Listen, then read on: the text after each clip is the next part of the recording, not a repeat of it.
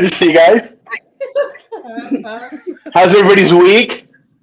Oh, long. Yeah. I had a long week. Right? Yeah. Long week? Yeah. Yeah. I think Yeah. it's all the retrogrades and crap going on. If Yeah. there are issues at work, it's just been kind of a, yeah. How about you guys? Today felt like a week. Oh my gosh. Jesse, Well, Jesse, how you Yes. doing? I just Oh, hi. Welcome aboard. Hello. We're expecting you, the love boat. Oh, sorry, guys. That was terrible. Yeah. Did you have a good week? I know you went camping. I did. I went camping. It was okay. We ended up camping in the desert, kind of, because all the camping spots up there were taken. Like literally everybody's horses, dogs, cats. I seen a cat, and it wasn't the wild meow meow kind. Wow. Yeah. Domestic. Yeah, very busy, but it was nice. It was good. Horse flies. Those damn Oh things. God, they hurt so bad.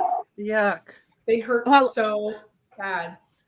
We went and hiked up to the waterfall up where we were at, and it's Wild Horse. If nobody's ever been there, definitely go. A lot of history, beautiful area. You can ride up to the lake. There's like a lake clear at the top, and an old mining, pretty much dilapidated now, but there's still some buildings there, and Oh wow. yeah, area? and yeah, over by Mackey, I think. Okay, okay. Oh, yeah, it's kind of like you got Copper Basin, and then it's Yeah. way back more. So it's very Okay. beautiful. Lots of sagebrush. Lots of sagebrush. A lot of snakes. Thank God I didn't see any milk noodles. I'm happy with that. Mhm. I'm sure they were there. I've seen a lot of spiders. Ugh. you know what's funny is I have not seen a lot of nope ropes lately at all. Yeah. And some of the areas that I work in, it's kind of backcountry stuff, Yeah. and I have not seen any nope ropes at all. Weird. Wow. Yeah. Yeah. Well, I don't know. I went fishing last weekend, and it was excellent, and caught our limit, and Oh, nice. brought them home and smoked them up, and it was very good. So Nice. nice day. Doesn't the paper always get wet? Yeah, a little bit. It's hard to keep them lit, isn't it? Yeah, it is. Yeah, it is. So, Yeah. so, I mean, you What's gotta our get a topic tonight? blowtorch. yeah. Oh. What's our topic tonight? So Dark fairy tales and creepy. Creepy Yeah. movie, the Disney truth stuff? about Disney's Yeah. movies. Yeah. Okay. Yeah. Who We're wants gonna to go ruin first? your fairy tales. Well, you know what? Oh, Mad Max, you going? Sure, why not? Okay. So, I don't know how deep people run in some of these fairy tales, and a lot of these fairy tales that we're going to talk about tonight have they do have a grain of truth in them. A lot of them are told to use somebody's moral compass. And you know, they're stories that are passed down, and they're for kids to understand that, you know what, don't be a knucklehead. Mhm. So tonight I'm going to talk a little about my buddy Pinocchio. Now, if you remember Pinocchio's whole gig was pretty dark. Pinocchio was actually whittled out of a piece of wood by a puppet maker named Geppetto. And Geppetto, that was his thing. He would make puppets and he would sell them, and he was a puppeteer, and he would do shows, but his main thing was to make puppets. So he had ended up making this puppet and he started wishing and praying and wishing that he could have a real boy. So Pinocchio actually was communicating with him, and Pinocchio wanted to be a real boy, and that was his thing. He wanted to be a real boy for Geppetto. So uh, he wished and wished and wished, and the blue fairy actually came in and told Pinocchio, "Hey, look, you know what? I'm going to make you into a real boy, but there's certain things that you can't do." And Pinocchio, as he would go forward, he would turn more into a real boy and more into a real boy. Um, he ended up leaving Geppetto's house, and he got hooked up with some pretty interesting folks. He got hooked up with a talking cricket, and that was his conscience. Jiminy Cricket was the voice of consciousness for everybody. And Jiminy Cricket would be on, talking to Pinocchio. Hey, look, you're going to be the best boy. You're going to be a good boy. This is what you want to do. Well, Pinocchio learned really fast that he had free will. And he was very easily tempted to do bad things. He started hanging out with a cat and a fox. And the cat and the fox got him in a lot of bad situations, including turning Pinocchio into a donkey, and they sold him as a work animal. Pinocchio was very popular, and was demanded that he ended up being turned back into a real boy. But the original story is much grimmer. There's a lot of death and violence that happens in the original story of Pinocchio, in so much that he actually killed the talking cricket with a hammer. He is later strung up by the fox and the cat, and he's forced into labor and slavery. Pinocchio and his friend Candlewick, because he used to hang out with the little candle, they're both transformed into donkeys and forced to work. Pinocchio is almost drowned, and they were going to use his hide to make a drum. So this was the way they used to tell stories in 1800. This story actually came out in 1881. And the gentleman that actually brought it out was Carlo, and I'm going to murder this name, Coalotti, and it was published in 1881. So these stories have been around for a long time. They might have morphed into more happy things. Yeah. But this is pretty gnarly. I was looking at a lot of his stuff. Pinocchio is repeatedly tricked by the cat and the fox, and of course it would be a cat, right? Right. They're jerks. Yeah. They rob him, and they do nothing but get Pinocchio into trouble. He faces a lot of harsh consequences for his disobedience, lies, including what happened. What's Pinocchio known for? The nose. There you go. His nose growing, exactly. And that was part of his disobedience. And his nose grew and grew and grew. There's a lot of psychological darkness that goes on behind this as well. It explains themes of poverty, because remember, Geppetto being a puppeteer and a puppet maker, he didn't have a lot of money, so there's a lot of poverty back then. And there was a lot of abandonment because Pinocchio left on his adventures, and he left poor Geppetto there all by himself. There was a struggle for survival, and there was a lot of absent. These things are absent from the children's stories that we talk about. As we pass these little happy stories on, the dark side of these things really, really come out. But in the original ending of this story, we know the ending that we know is where he comes back, right? He lives with Geppetto. He turns out to be a real boy. Right. And they live together, and that's just the way it is. The original ending of this story is Pinocchio is left hanging from a tree. and just discarded. Wow. And So, I'm like, wow, obey your that is parents friggin' or these bad things will happen kind of thing. I mean, yeah, and it's wow. the way the story is written is just that, Colleen. It's to scare these kids straight.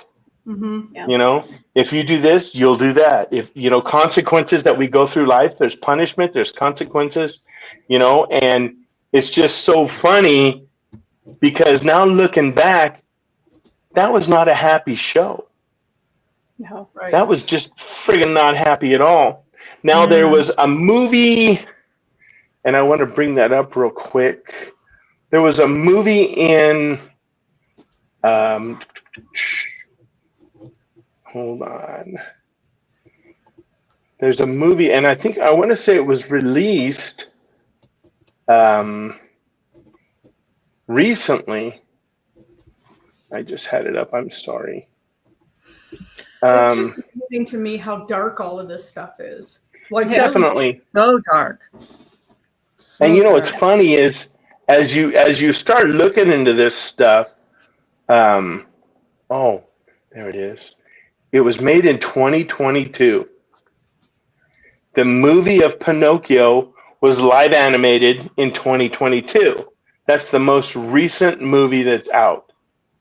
So to watch how Geppetto deals with Pinocchio, and to watch how life like these things are, it's kind of gnarly. It's kind of gnarly because, like I said, these stories that I grew up with, I never would have thought, friggin', oh look, they turned into donkeys, or they were going to, at what point they were going to whittle Pinocchio down, and use him as firewood.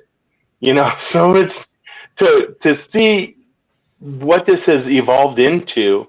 Yeah. Or what we haven't learned, what we don't know. And unfortunately, a lot of Disney fairy tales, Brothers Grimm, those kind of things, they're kind of dark. Mm-hmm. So very it's dark. pretty interesting stuff. Yeah. So, but they all live happily ever after. Yeah, right. They didn't become whale poop. Right? Whale poop? Yeah. Oh my God. He would do something. Do whales poop? Whale poop. Do whales poop? I guess they I don't know. Goldfish do, right? Think of I would imagine. Poop. Oh my God. Anyway. No, I don't. Yeah, no, that's not. Okay. Jesse. Yeah, it's What me. you got? Obviously. Oh, boy. This is my sister from another mister. Yeah. Anyway, so tonight I'm going to talk about the true history of Snow White and the Seven Dwarfs.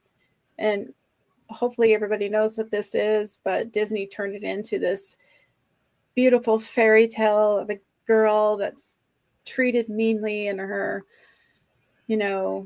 stepsister or stepmother, excuse me. So it's like, for me, it was kind of nostalgia because it was my first movie that my mom took me to. So I was like 8, I think, maybe a little younger. And I remember seeing Snow White and how they drew her as this white porcelain lady with the dark red lips and the hair, the dark hair. And I was like, man, I wanted to be like her. I had nightmares about that witch, or the evil stepmother that turned into an old crone. Oh God, I just turned into an old crone. Oh, anyway, so the history of Snow White is one of obviously the most favorite and appreciated. It first related to the Grimm brothers. We just brought them up in 1812. Their collection of tales that have been gathered from old European folk stories and everything. Like many of the Grimm tales, it's supposed to Snow White and the Seven Dwarfs have been in existence since the Middle Ages. I thought that was interesting. It's been passed down, and then the version that universally told today is the most digestible version of Snow White. by a non-adult audience. And in 1937, this is when Walt Disney actually made the movie to make it more happy. So here's things that you might not know about the true Snow White and the Seven Dwarfs. The queen tries to murder her in the folklore in the Grimm tales at least 3 times. So that was interesting. And the prince doesn't save her with a kiss. He basically steals her dead body. Yeah. Wow. I thought that was interesting. And the evil stepmother's punishment, forced to dance in red hot iron shoes until she drops dead. So I was reading a story from one of the folklores that these people would make her shoes that were made of metal, stick them in the fire, and then she had to put them on, and they made her dance. And so you can only imagine what kind of torture that was. So yeah, not very friendly. No. So in No. short, the stepmother is actually Snow White's real mother, is what the folklore is talking about, who is only 7 years old when the mother decided to treat her like this, and wanted to have her killed to eat her liver and her lungs with salt and pepper. And in the book, it says, kill her, and a proof that she is dead, bring back her lungs and liver. If anybody remembers that, it was the knight or one of them that was supposed to go and kill Snow White and bring all this back. That was the woodsman. That was the woodsman, right? Woodsman. Yeah, I couldn't think of it there for a second. So he didn't want to kill her. He's like, this is not right. So he kills a boar. Some stories say it's either a boar, some say it's a deer. I mean, there's so many different types of what he killed, but he killed a boar, and then he brought it back to the queen, thinking that this belonged to Snow White, and she promptly eats it. The prince knows her in the glass coffin. We talk about how she's ate the poison apple that the crone gives her, which is the stepmom or mom in disguise, and who is awakened by a man's kiss or her true love. And but obviously that's not what they were talking about. He stole her body, like I mentioned before. And it's weird because if you look at the ending, which I'll get into, there's something different about the castle, because the castle is up high in the clouds. So next time you guys are watching Snow White, look at the scene where they are, walking off, or not walking off. She's riding with him to go to the castle and live a happily ever after life. No, people say that is her way of going to heaven. So, wow. Yeah. A lot of symbolism in this stuff that you can miss pretty easily if you're just thinking about the characters and not the plot. Right. I forget that I'm muted. That was kind of like the movie Grease. I was muted, but that was like the movie Grease. Remember when the car was driving away? That's when Susie died. Oh yeah. Yeah.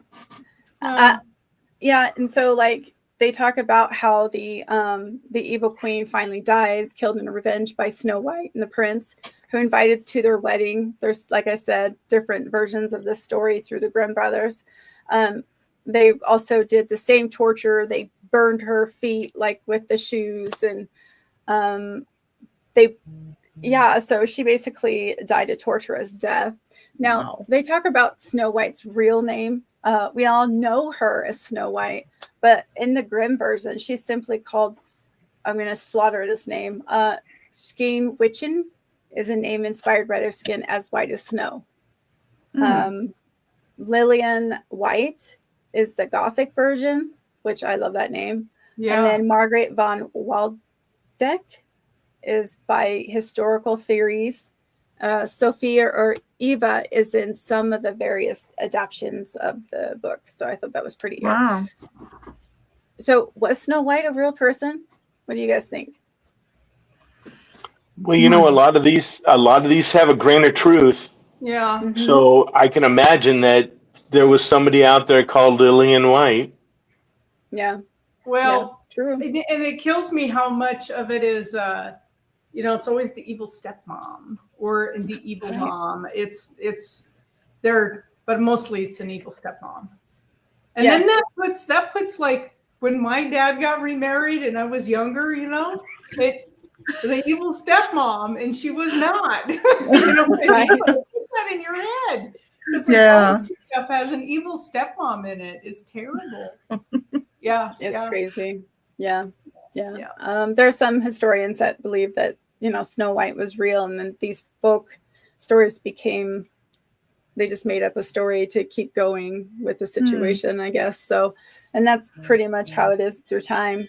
And so why did Disney change it? And they say kids. That's a simple answer. Kids. They wanted to carry on these grim stories that have been written for so long. So they didn't die, if you really think about it. Right. The queen only tries once in his movie, and there's a romantic kiss. We all know the dwarves are cute, and it's funny. It's like I seen something about Dopey. He's my favorite, and there's a conspiracy that Dopey was actually Geppetto growing up. Huh?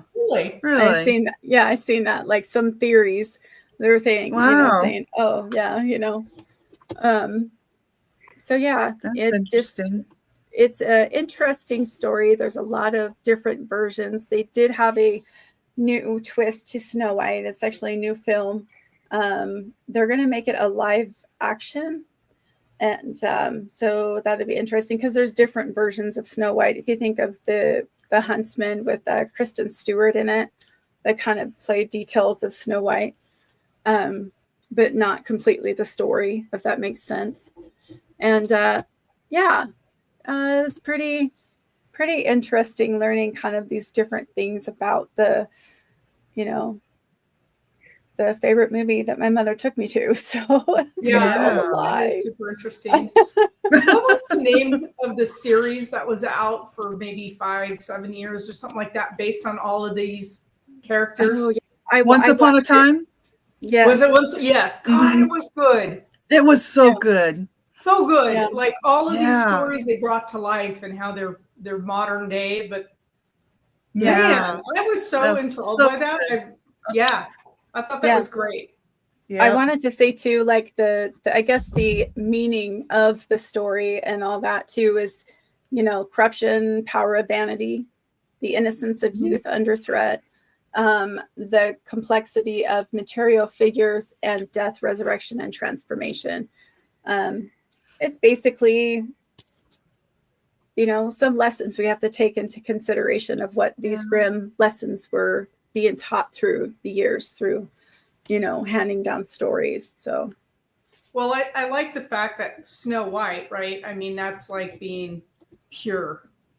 Yeah. Being, you know what I mean? She's pure and innocent and all of this stuff just by the name of her name. Yeah. And it's pretty interesting how they did all of this.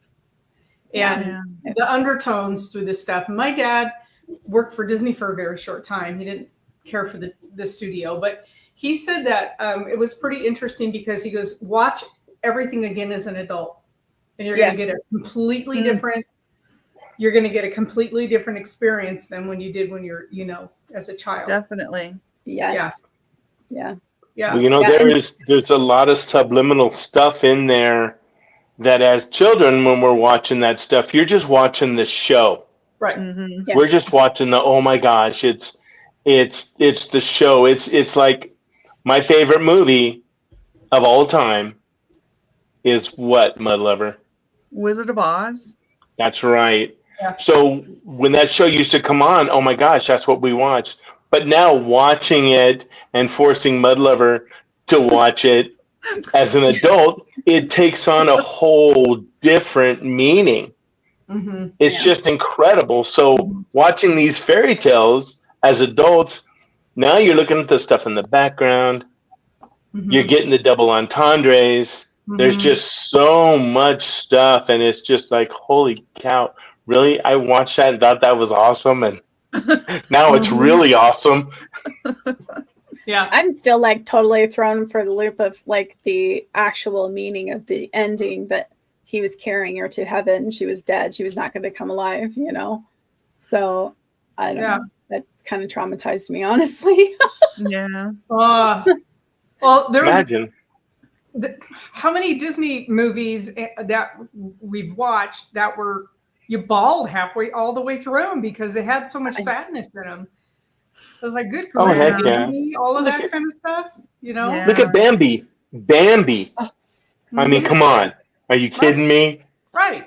He I lost know. her mom. My mom's like, I was bawling, and kids can't separate a cartoon from reality, you know, and they Yeah, start you don't know.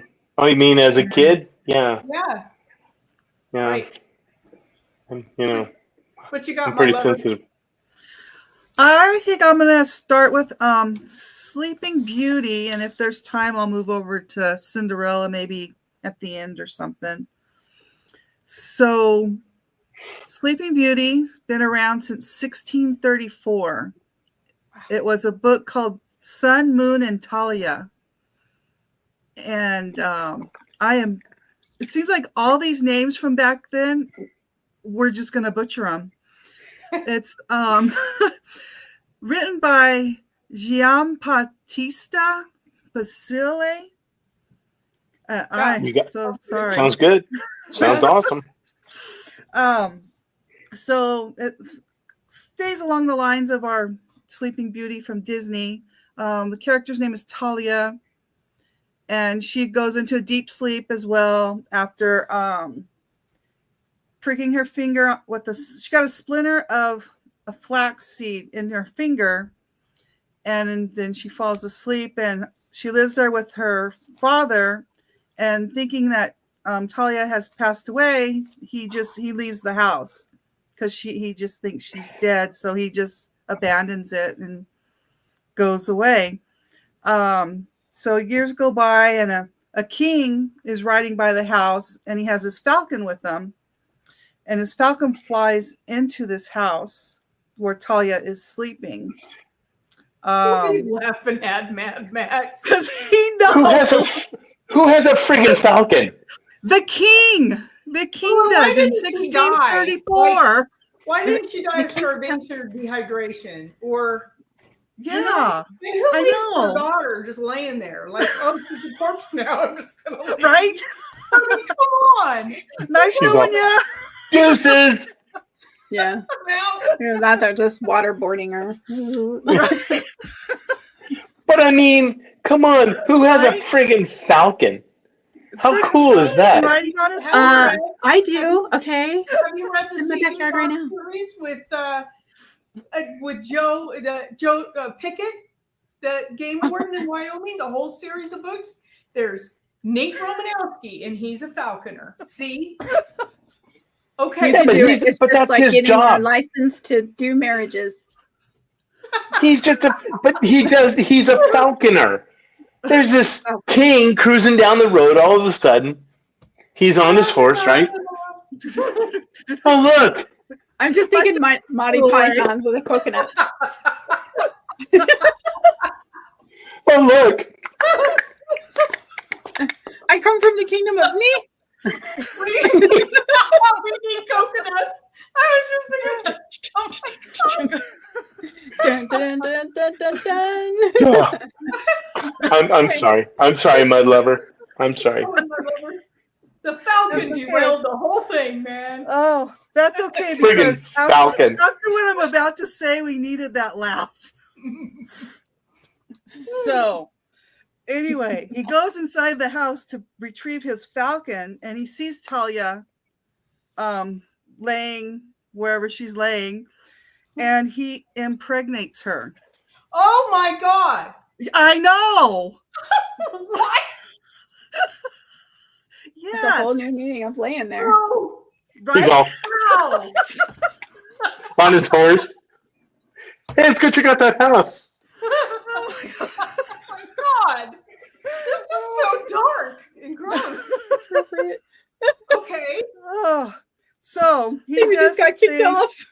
He does this thing and he takes off. He leaves, and then she has twins, and she wakes up because one of the twins is sucking the flaxseed out of her finger, and then she magically wakes up. Okay. Okay. This is it's not my story. This is so. Yeah. Jesse. Oh my God. That's not what's wrong with this guy.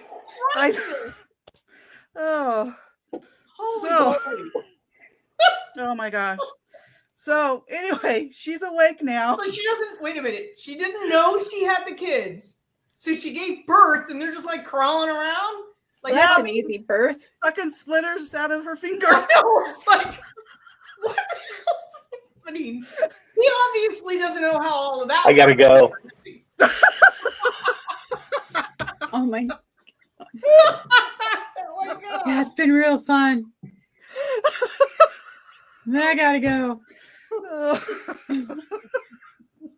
It's too much. It's okay. It'll be fine. It's a lot. So back to the flaxseed. Okay.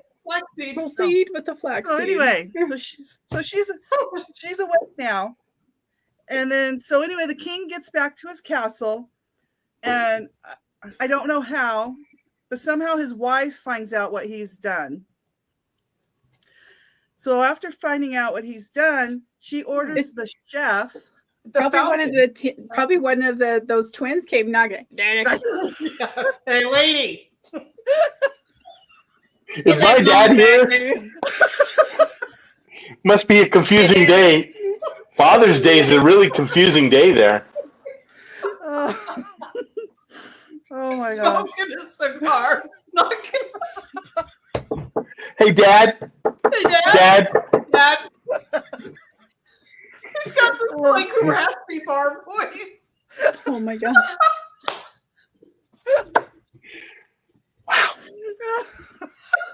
What is even going on right now? Okay.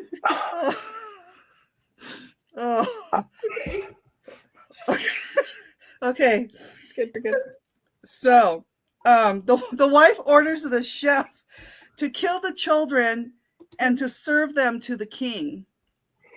So the chef gets there and he can't do it. He's like, I'm not going to do this. So he lies to the wife. And in the meantime, not knowing that he tricked her, the wife invites Talia over for a dinner and plans to burn her alive. So they all knew each other? Why is everybody eating everybody? Well, they're all buddies now. Well, yeah. You know. The twins came over and said, "Hey, Dad." So anyway, her plan failed. Her plan failed, and the king ended up burning his wife alive instead. And then the king, Talia, and the children lived happily ever after. Oh my God. That's romantic. Was this written for children? Huh? This was written for children? I don't know who it was written for. God. I'm glad Disney fixed it. It needed some work, man. It did. It really did. Wow. Yeah. Yeah. That's insanity. It was. Yes. I can only think about what Rumpelstiltskin's story is. Okay, go into that one, because he was like, he would trick people, right, into making deals with him. Yeah, and do you know stuff about it, Jess? I watched a show all the time when I was younger that he was creepy. Oh yeah. Well. Yeah, he would trick people into taking years of their lives. And he actually had a machine, and I can't remember, but they would take straw and he would make it into gold. Mm-hmm. Oh, yeah. And that was how he would get these people. And he would actually, like Jess said, he would trick them into, if you do this for me, I'll do this for you. But if you don't follow through, I will take years of your life or your essence or your soul. And his big thing was that's how he got along. He ended up actually, I can't remember. It would I can't remember the term, but it was he would actually turn straw into gold and steal people's lives. I always thought that he took the children to eat them. Probably. Kind of like Crazy Hansel and stuff. Gretel. Crazy stuff. Yeah. So I did a couple of them, but I'll talk about one that actually I don't think I know that I must have read this because I had the Brothers Grimm, like a really big book with all of the stuff in it. But I'm not sure. They didn't write this one. This is the Bluebeard. Do you remember this story? This was the fable of Bluebeard, and this was dark, man. So this was written by it was Charles Perrault, and it's a French fable about it was 1697, and Bluebeard. He's a wealthy man in the habit of murdering his wives. So the story is that, and I know all of this stuff is so grim, right? The story goes that he had been married many times, and I think 6 times. He's married to all of these beautiful women, and they've all mysteriously vanished. So he marries yet another beautiful woman. He must be quite the looker, and he leaves her in this castle-like mansion. He has a blue beard. Yeah. And that'll do it. So he leaves quite a lot. I guess he's out seafaring and doing all of this stuff. But anyway, he leaves her in this ginormous mansion with a key ring. And he tells her she can go everywhere except one room. And as she's exploring this mansion, because he's gone and she gets bored, she calls her sister over. And they start pondering about the room that's locked. Like, why can't we go in it? What's in it? I wonder what's in it. Should we go in it? That whole thing. This damn man cave. Jeez. Yeah, it's probably just got a pool table in there. What are they worried about, right? Yeah. So they decide, they decide to go ahead and open this door. Not always a good thing. It's like the button that says "press me." Don't press it. So we want to press. I push the buttons. You push it because don't cut the red wire. Don't cut the red wire. Yeah.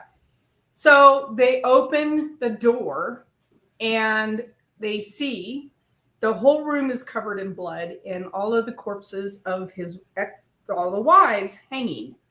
And they're all decayed and they're hanging in this room. And so they were like, oh my God. So she tries to wipe the key because there are all these skeleton keys and she found the one that opened the door. And she tries to wipe the key down and put the keys back. And so, he won't know that we've been in here. Don't worry about it. But when the blood touches the key, it had some kind of magical properties and couldn't be wiped away. Oh. And he found the blood-stained key. And anyway, he then goes to murder his wife. And as he's going to strike the final blow, her brothers show up and save her and take him out. Wow. So that's the story of Bluebeard. Wait, the brothers took him out? What, to like Denny's or? Yeah, Then we got a beer? Yeah. I'm just like, so he met is going on. 2 eggs and spam. What was their stupid platter names at Denny's? The eggs Grand over Slam. Eggs over Miami. That's right. Let's go have some eggs over Miami. Yeah. Oh my God. My hammy. It was ham. This reminds me of Beauty and the Beast, if you really think about it. Because she goes to the castle, right? And there's the beast, and there's that wing that she's not allowed to go into. And yeah, then it's always about temptation, right? Yeah. What happens to her? I've forgotten most of these things at this point. Apparently, they lived happily ever after. The curse was lifted, and he was actually a nice guy. But yeah. I wonder if yeah. In this one, the brothers arrive and kill him, and she inherits the Bluebeard's fortune, and they end up burying the wives. I don't know. The whole thing is just kind of wild. But anyway, they think that it was loosely or pretty much based on there was a serial killer in France back in the 15th century. He was an aristocrat and a soldier, and his name was Zul de Ray. And they believed he was hanged and burned for the murder of between 60 and 200 children in 1440. Oh my God. Bad dude. Wow. Bad dude. So they think that this whole story was based on this real guy who was a real bad guy. Yeah. Well, they say to all these fairy tales, there and like I said earlier, there's a grain of truth. Mm-hmm. So these, if these fairy tales are coming from the 1600s and the 1800s and the 17 and the whatevers, and they've evolved into so much stuff, they had to start somewhere. Mm-hmm. And I mean, back in the day, they had guys that were just storytellers, right? And they in their travels, right? They would tell stories, and they would listen to stories, and that was part of their job. They were the guy that goes around and tells stories. So I can imagine that a lot of these friggin' fairy tales, which we always thought was like something really cool, and what they evolved from, the stuff that we grew up with. Pinocchio wanted to be a real boy, or saying that they were going to cut somebody's heart out and eat it, or you can go anywhere except here. Well, of course, guess where? That's where we're going. So I can imagine that a lot of this stuff evolved from true events that were embellished. Yeah. I don't know. Yeah. I mean, I don't know. Wasn't there. Hey, Mud Lover, you had another one. Oh, Cinderella. I have very little on Cinderella. She's another Grimm one from the 1812. Disney made her in 1950. They made the Cinderella movie. This one is all the women in this village were invited to a 3-day ball because the prince was looking for his bride. Cinderella's stepmother denied her the opportunity to go, and this story, she had to spend the night cleaning lentils. After she's done, she goes to her mother. Yeah, I get that. Yeah, I know. Wow, kind of a boring job. So there's no stepmother in the original version? Yeah, her stepmother made her clean the lentils. Okay. Yeah. How do you do it? Go clean the lentils. I know. Well, it is 1812, so it's pretty hot. So after she's done, she goes to her mother's grave and she prays for clothes to wear to the ball.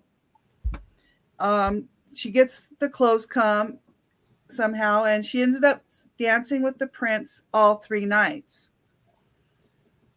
She was in a hurry to get home before the rest of the family, and on the way home, she loses a golden slipper. And the prince, again, he vows to find the girl it fits. Both the stepsisters attempt to trick the prince. And what is it with the Grimm brothers and feet? I know, they did have a foot fetish, didn't they? Yeah. So one sister cut off her toes to make this slipper fit, and the other her heel, so that she could get her foot in this slipper. And then he sees Cinderella and realizes that they're trying to trick him. I don't know why the severed feet didn't give a clue, but whatever.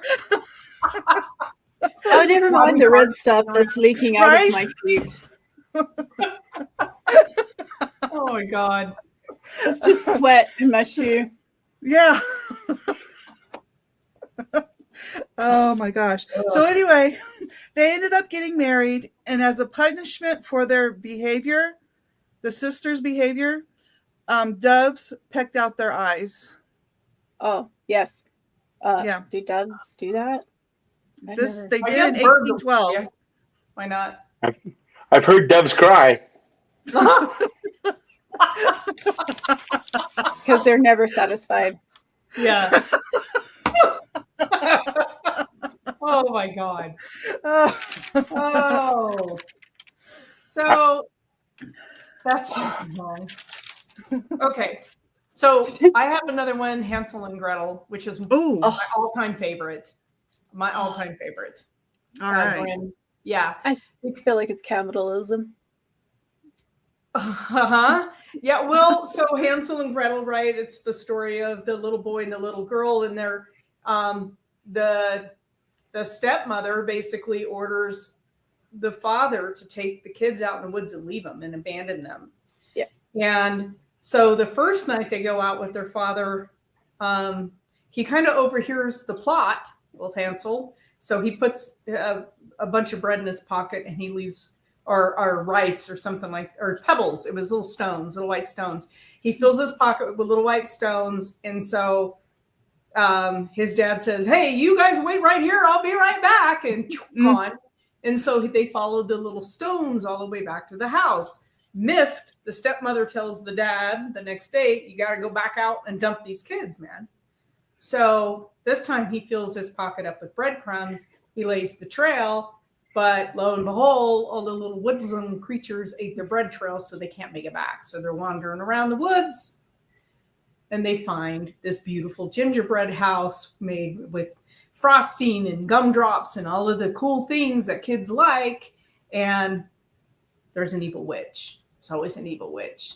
And then she invites the kids in, and she wants to fatten up old Hansel to eat him because he's the oldest kid. He's going to, provide the most food. Anyway, she tries to trick them, get them in the oven. They end up tricking her and putting her in the oven, right? That's the story. But it basically, they think it came out of the fact that there was so much starvation in the 1300s that there was cannibalism. People were actually eating their children because they couldn't afford to feed them. Wow. Yeah. So they were offing their children and each other just to stay alive. And so they take this terrible event in history and they spin this tale, and that's where the cannibalistic witch comes from. And that's pretty dark. Yeah. Pretty dark. Yeah. I don't know. It's that gave me nightmares all the time. Yeah. And also, witches have always been portrayed through history as being very dark and be very evil instead of healers and all of this other stuff, that many people had those abilities, but they were cast off as being very, very dark. And there's a lot of symbolism in this that they talk about, like the gingerbread house. It's temptation, like to stay away from like strangers' homes and all this other kind of stuff, because especially back then, you get too close to a stranger's house, they may snag you up and then off you because they're starving. So they were trying to keep, it was a gruesome time back then. Yeah. So again, like you guys were talking about in Mad Max, like this, the stories. So if this came from the 1300s, obviously we had the ability to share those stories through the centuries till you get to the 1880s or so, 1809, when Grimm's wrote this story down and then spun it into a fable. And, so this these things, these stories just keep going and they keep getting retold. Mm-hmm. And That's incredible. Yeah. Yeah.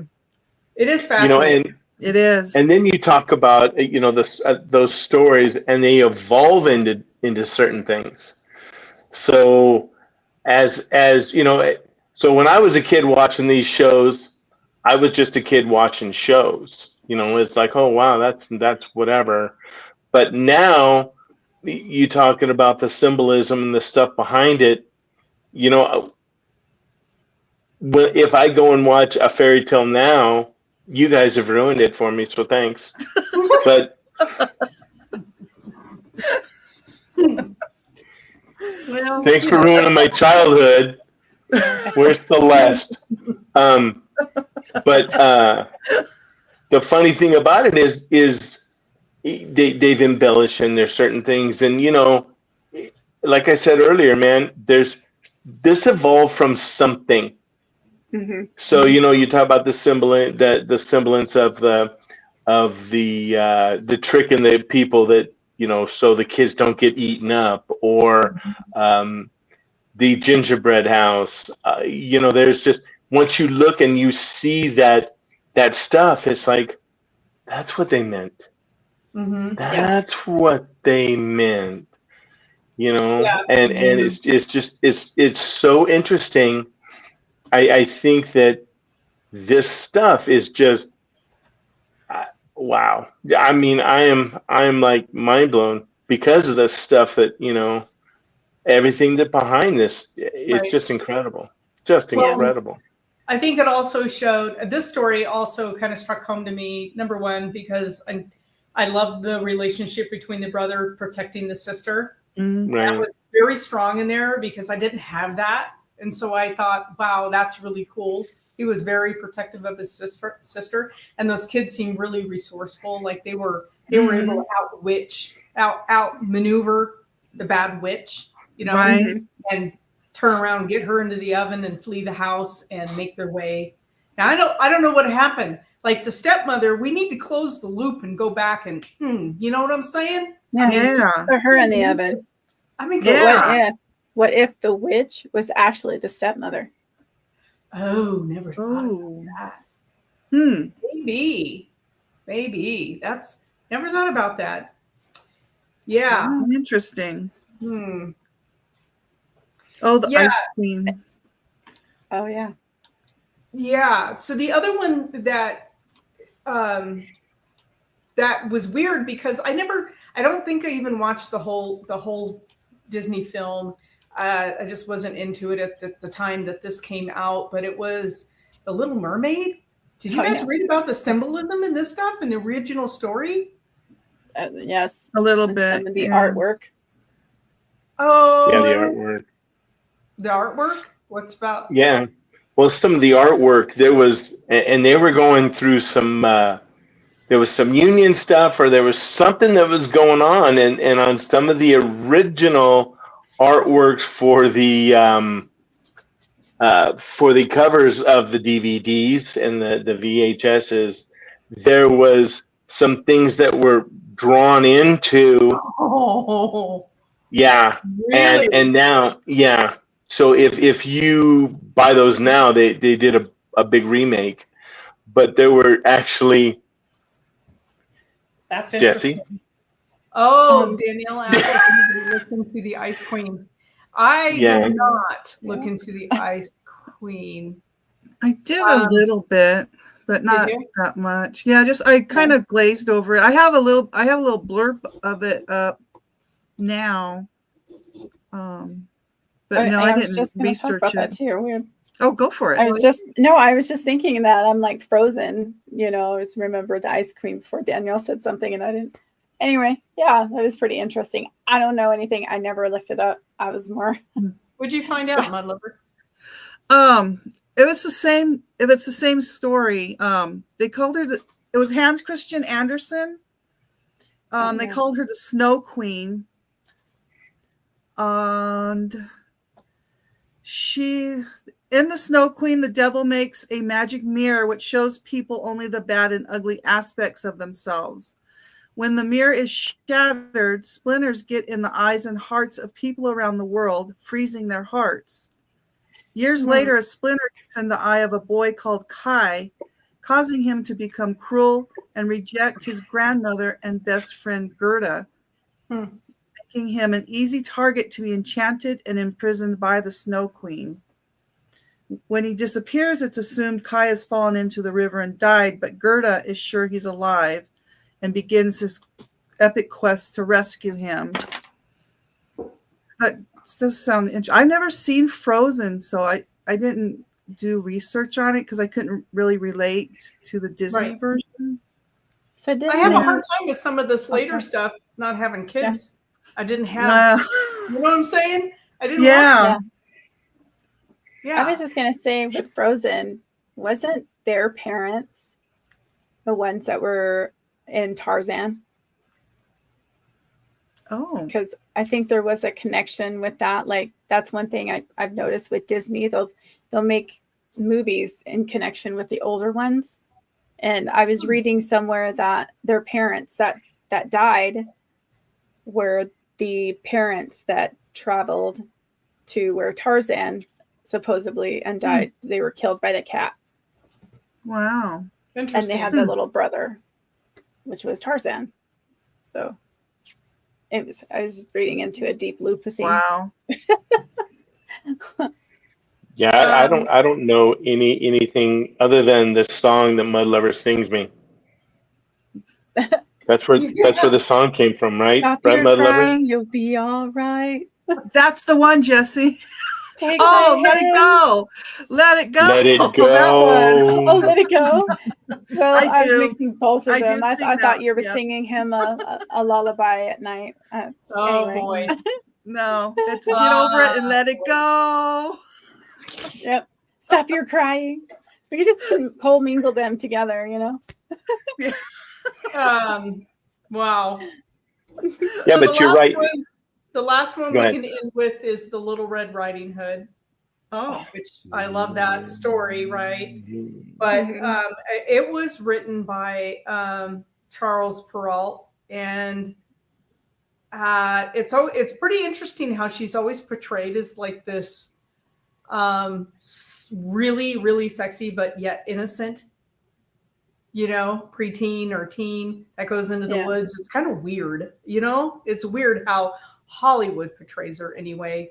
But and so his version was she's seduced by the wolf, and it highlights the danger of like walking in the woods alone. Sexual predators, basically.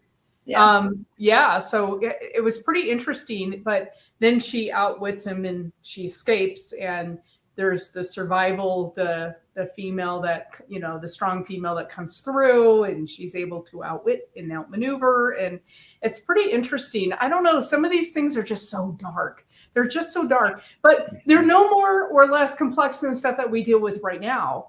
So all of these scenarios really haven't changed. No. There's still famine. There's still predators. There's just all of this, like all of these centuries have gone by that people have written all of this really dark stuff, and we're living in a very dark time ourselves. Look at the BK stuff. So think about this. So think about this. So you want to think about symbolism or whatever. Think about they made these really scary stories to desensitize us. No. You know, when you get to that point where it's like, wow, you know, that's, you know, it's so accepted now. And, you know, they were so far ahead. I mean, the stuff that, like you said, Colleen, the stuff that's going on now, these are from fairy tales when we were kids. Yeah. So they were written in the 1800s and the 1600s, and it's like, what?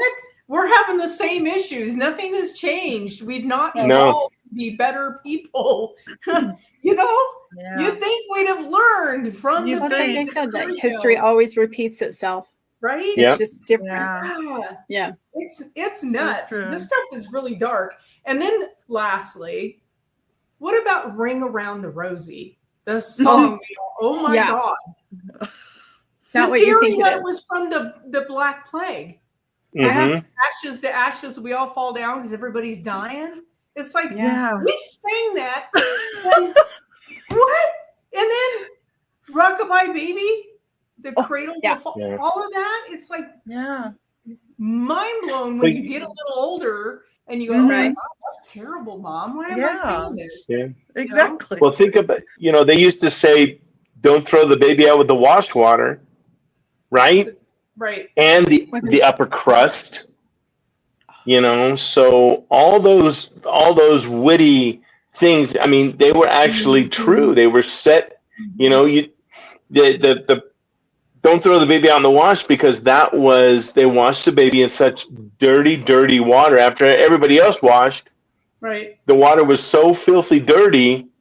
I don't understand how you could lose a baby. Are you putting the whole baby under, right? But again, that kind of goes back to, the way they lived their lives. There was a lot of cholera, there was hepatitis, there was tuberculosis, and it's a wonder that we've even made it this far after all the stuff that we've done as humans. Craziness. I don't know. I just don't know how little Miss Muffet sat on her tuffet and little spider crawled beside her. She was eating her curds and whey. I mean, that poor thing. Spiders. And curds are nasty. Were they cheese curds? Because I don't want to know. Oh. Like what? Well, cottage cheese. Was it just cream? It's cottage cheese. Curds are cottage cheese. So, cottage cheese. That's all it is. So it's the separation. The whey is the separation off of the milk. Okay. Right, and the curds are the hard part. Eating cottage cheese. So yeah, basically it's just cottage cheese. And remember, Birdie. Birdie did his one of his jokes that he was eating cottage cheese for lunch, and it just occurred to him, right? Yeah.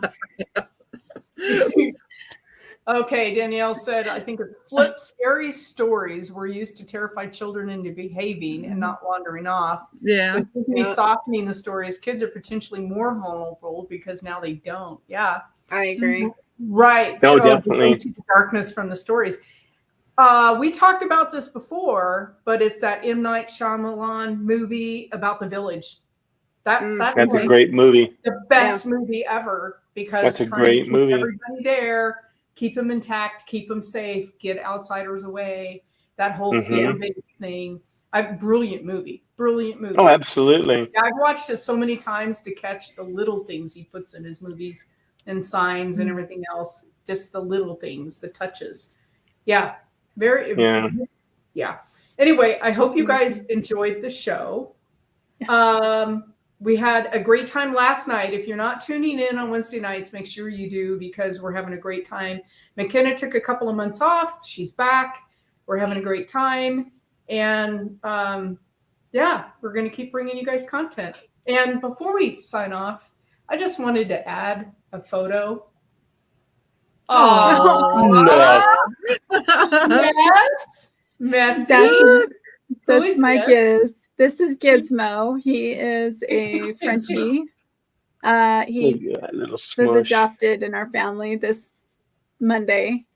And he's been quite a joy to have around. He's sassy.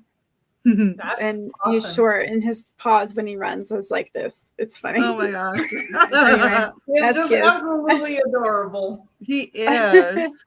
Look at that little smush. I know. Yeah. He's so cute. He's pretty cute. So we just had to end on that after all of these gruesome stories. So everybody, thanks for tuning in. We appreciate each and every one of you. Yeah. Please subscribe. Please like, share it. And we'll see you guys next week. I'm going to eat a poison. See you guys. Have a great week. Bye.